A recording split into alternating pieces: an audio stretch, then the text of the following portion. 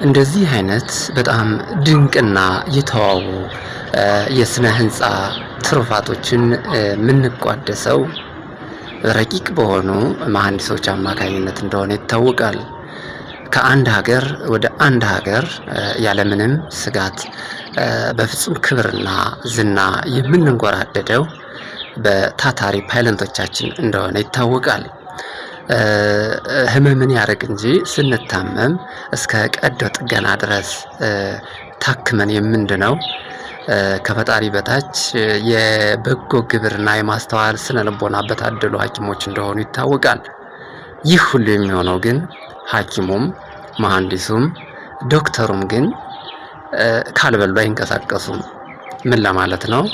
የሁሉም ነገር መሰረቱ አርሶ አደር ነው ወይንም ደግሞ ገበሬ ነው ለማለት ነው። ክብር ለገበሬ፣ ክብር ለገጠሩ ማህበረሰብ።